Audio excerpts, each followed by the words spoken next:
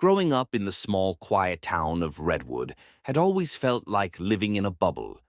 Everyone knew each other, and nothing exciting ever seemed to happen. But one late autumn evening, everything changed for me. My name is Alex, and this is the story of how I came face to face with the shadow stalker. It was a chilly Friday night, and my friends and I had gathered at the old, abandoned farmhouse on the outskirts of town. The place was notorious for its eerie atmosphere, and we'd often dared each other to spend time there after dark. It was a tradition, a test of bravery among us. But that night, I was the only one who had the courage to stay longer when everyone else chickened out. "Come on, Alex, let's go," Jake urged, his voice tinged with nervousness. "It's getting late, and this place gives me the creeps." I laughed, trying to hide my own unease. "You guys are such wimps. I'll stay a bit longer. Meet you at the diner in an hour." They left reluctantly, leaving me alone in the dimly lit farmhouse. The air was thick with the scent of damp wood and dust. I wandered through the creaky hallways, my flashlight casting long, eerie shadows on the peeling wallpaper. I loved the thrill of it, the adrenaline rush that came with facing my fears. But then, as I turned a corner, I saw it. At first, it was just a flicker in the corner of my eye, a shadow darker than the rest. I stopped, my heart pounding, and turned my flashlight towards it. The beam illuminated a figure standing at the end of the hallway. It was tall and indistinct, a mass of darkness that seemed to absorb the light. "Who's there?" I called out, my voice trembling. The figure didn't move. It just stood there, watching me. I felt a chill run down my spine, and an overwhelming sense of dread settled over me. I tried to rationalize it. Maybe it was just a trick of the light, or my imagination playing tricks on me. I took a step closer, my flashlight flickering as the batteries began to die. The figure remained motionless, but the air around it seemed to ripple, like heat waves on a summer's day. I could feel its eyes on me, even though it had no visible features. Suddenly, the figure moved. It was subtle, a barely perceptible shift, but it was enough to send me into a panic. I turned and ran, my footsteps echoing through the empty halls. The shadows seemed to come alive, reaching out for me as I fled. I burst out of the farmhouse and into the cold night air. The moon was high in the sky, casting an eerie glow over the fields. I didn't stop to catch my breath. I just kept running. The image of the shadowy figure burned into my mind. As I reached the edge of the woods, I glanced back. The figure was there, standing at the entrance of the farmhouse, watching me. It began to move towards me, gliding over the ground with an unnatural grace. Panic surged through me, and I plunged into the forest, branches whipping against my face and arms. I could hear it behind me, a soft, whispering sound that grew louder with each passing moment. I pushed myself harder, my lungs burning, my legs aching. I tripped over a root and fell hard to the ground. Pain shot through my ankle, but I forced myself up, limping forward. The whispering was louder now, almost a chant, and I realized with horror that it was my name. "Alex, Alex." I stumbled into a clearing, the moonlight revealing a small, overgrown graveyard. I knew this place. It was a local legend, the resting place of those who had died under mysterious circumstances. The perfect setting for a horror story, and here I was, living it. I huddled behind a crumbling tombstone, trying to quiet my ragged breathing. The whispering stopped, replaced by an oppressive silence. I dared to peek out from my hiding place, and there it was, standing at the edge of the clearing.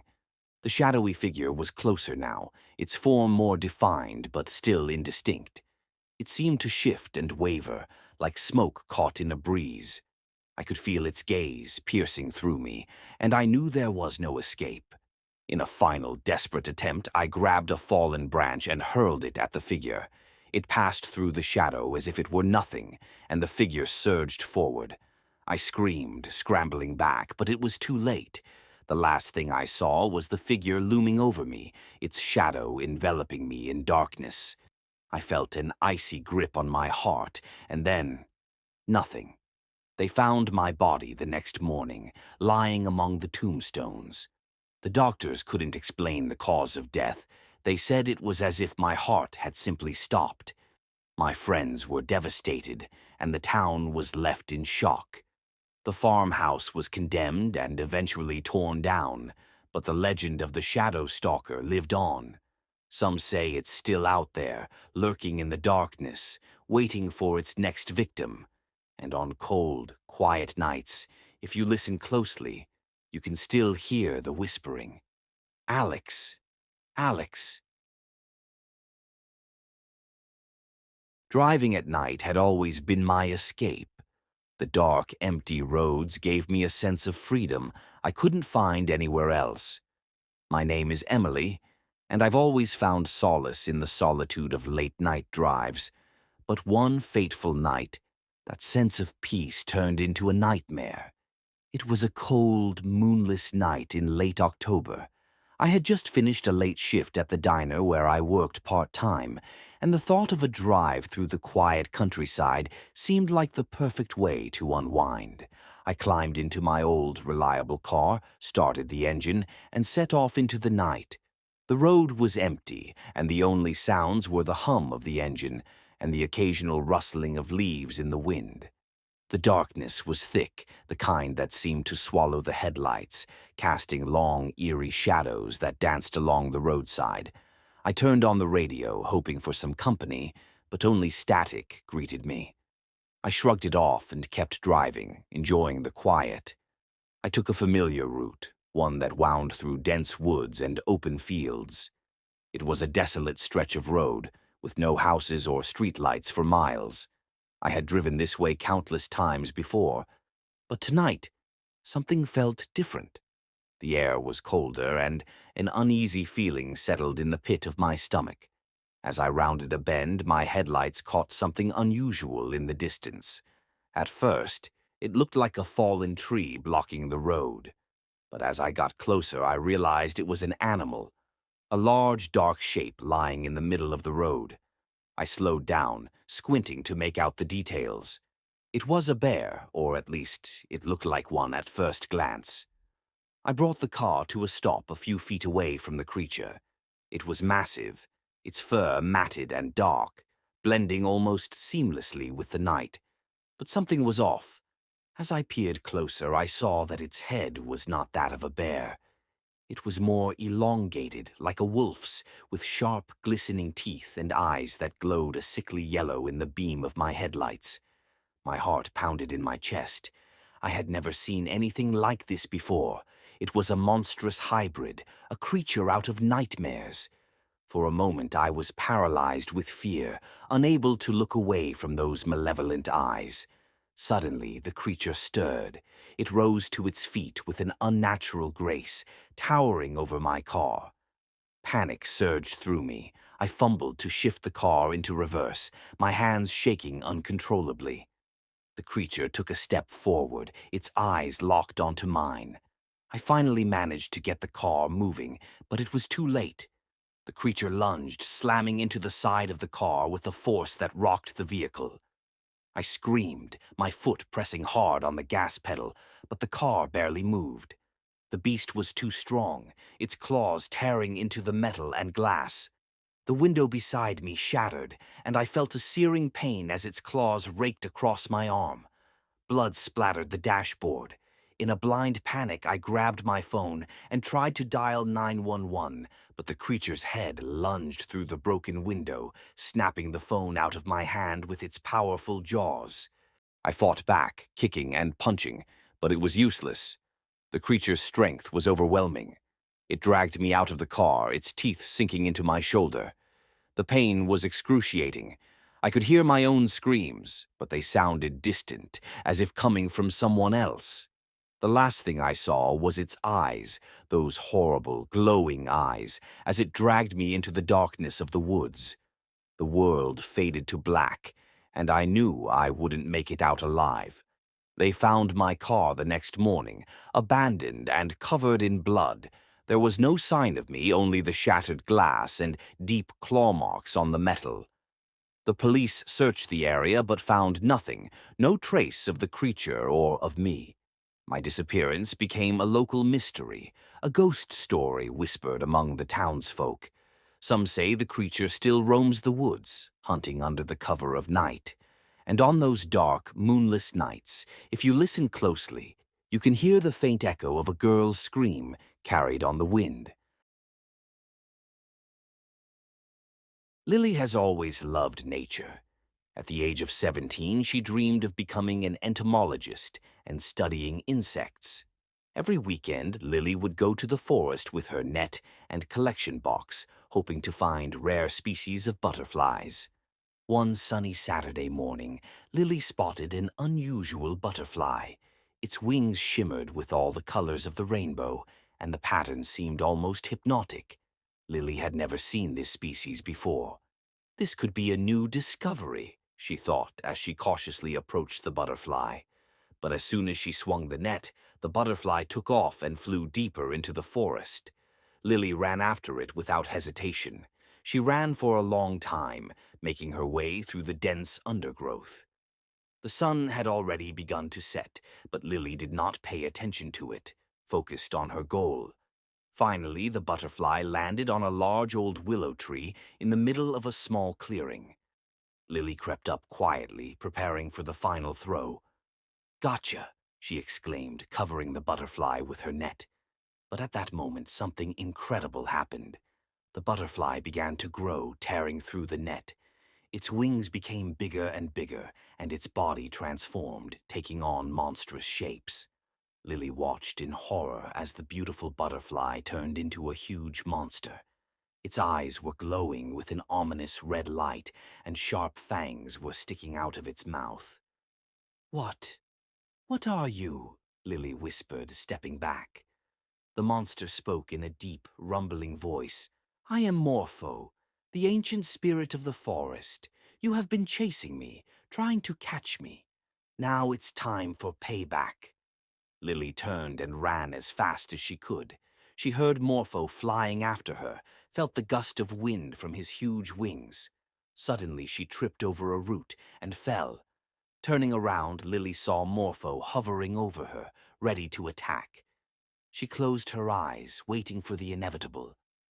"Lily! Lily, wake up!" Lily jerked her eyes open. She was lying in her bed, and her mother was standing over her, worried. "You were screaming in your sleep, honey," her mother said, stroking her head. "It must have been a bad dream." Lily sat up on the bed, still shaking from the horror she had experienced. "It was so real," she whispered. "It's okay, it's just a dream," her mother reassured her. "Get up, breakfast is ready.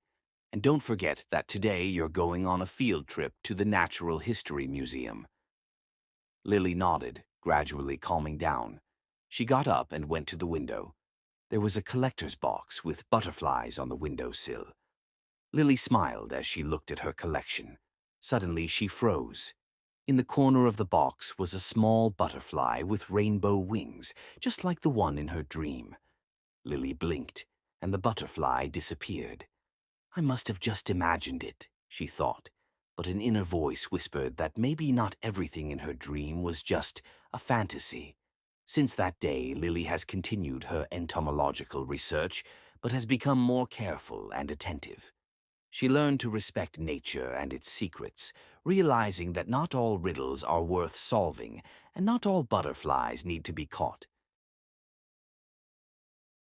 Eric Foster, a 16-year-old teenager from the small town of Ravenwood, loved to spend his evenings playing soccer in an abandoned field near an old cemetery. The locals considered the place spooky, but it didn't bother Eric. One foggy evening, when the full moon was barely breaking through the clouds, Eric went to the field as usual. The wind rustled in the treetops, creating an ominous atmosphere. "Stupid superstitions," Eric muttered as he kicked the ball. Suddenly, the ball flew into the bushes near the cemetery fence. Eric reluctantly walked over, feeling the hair on the back of his neck stand up. Pushing the branches apart, he froze. Something moved in the darkness. A black, slimy mass crawled out from under the tombstone, growing larger before his eyes. Eric screamed and tried to run away, but slipped on the wet grass. The slime moved incredibly fast, enveloping his legs. "No! Help!" Eric shouted, but his voice was drowned in the howling wind. The black mass was engulfing him, seeping through his clothes and penetrating his skin. Eric felt excruciating pain, as if thousands of needles were stabbing his body. He tried to struggle, but the slime was relentless. It filled his mouth and nose, making it impossible to breathe. Eric's eyes widened in horror as he realized that these were his last moments. The slime penetrated deeper, dissolving his internal organs. Eric could feel his body disintegrating from the inside. His scream turned to gurgling as his lungs filled with black liquid. Within minutes, nothing was left of Eric but a pile of clothes on the grass. The slime, now much larger, crawled back to the cemetery, leaving only a faint trail behind. The next day, the police found the abandoned soccer ball and Eric's belongings. The search continued for weeks, but the body was never found. Locals began to talk about the curse of the old cemetery, and parents forbade their children to go near that field. But in the darkness of the night, the black slime continued to grow, waiting for its next victim. And when the moon is full again, it will go hunting, hungry and ruthless. I never thought I'd be telling this story, but I guess sometimes life throws you curveballs you can't ignore. The name's Jack Thompson, and I was just your average 17-year-old kid from Millbrook, a small town in upstate New York. You know the type, into video games, hanging out with friends, and trying to avoid my parents' lectures about college applications. It all started on a crisp October evening. I was walking home from my buddy Mike's place after a marathon gaming session. The streets were quiet, with just the occasional car passing by and the crunch of fallen leaves under my feet.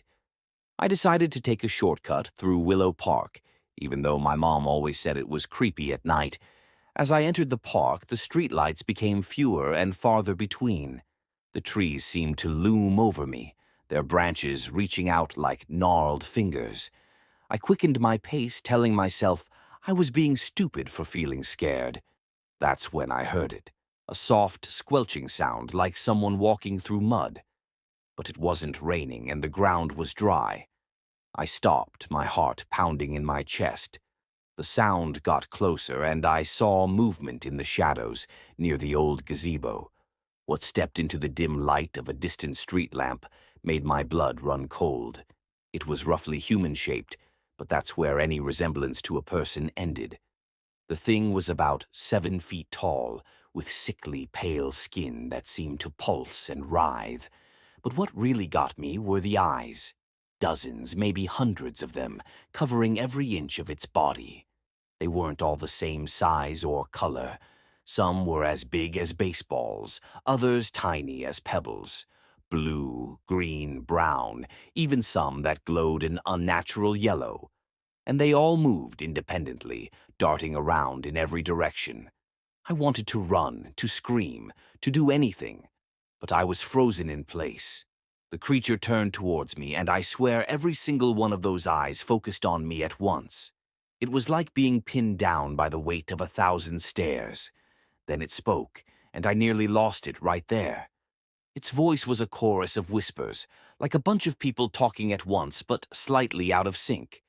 "You see me?" it said. "How interesting."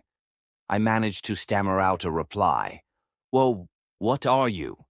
The thing cocked its head, eyes blinking in a wave across its body. "I am the Watcher," it said. "I see all, know all, and now you have seen me." My legs finally remembered how to work, and I bolted. I ran faster than I ever had in my life, not daring to look back. I could hear it following me, that wet, squishy sound getting closer and closer. I burst out of the park and onto the main street, nearly getting hit by a car in the process. The driver honked and yelled at me, but I didn't care. I just kept running until I reached my house, fumbling with my keys before practically falling through the front door. My parents were in the living room and jumped up when they saw me. I must have looked a mess, pale, sweating, and out of breath. They asked what was wrong, but how could I explain? Who would believe me? I managed to brush it off, saying I thought I saw someone following me and got spooked. They seemed to buy it, though my mom insisted on calling the police to report a potential stalker in the neighborhood. That night, I couldn't sleep. Every time I closed my eyes, I saw that creature, its many eyes staring at me. I kept the lights on and my curtains tightly shut. The next few days were a blur. I was jumpy, constantly looking over my shoulder. My friends noticed something was off, but I couldn't bring myself to tell them. Who'd believe a story about a monster covered in eyes? A week after the incident, I was home alone. My parents were at a dinner party and I was trying to distract myself with homework. That's when the power went out. I fumbled for my phone to use as a flashlight, my heart racing. As I turned it on, I heard that familiar squelching sound coming from outside my window. Slowly, I turned to look. There it was, pressed against the glass, every eye focused on me. Its mouth, if you could call it that, opened in what might have been a smile. "Found you," the whispers said. I ran out of the house, not bothering with shoes or a jacket. I just ran and ran, screaming for help. A neighbor heard me and called the cops. When they arrived, of course, there was no sign of the creature. The official story became that I had some kind of mental breakdown from stress. My parents sent me to therapy, and I even spent some time in a psychiatric hospital. No one believed me about what I saw that night in the park, but I know what I saw. And sometimes, late at night, I still hear that chorus of whispers. I feel those eyes watching me, always watching. And I wonder, how many others has the Watcher found? And what happens when it decides to do more than just watch? So yeah, that's my story. Believe it or not, it's up to you. But next time you're walking alone at night and feel like something's watching you, well, you might want to start running.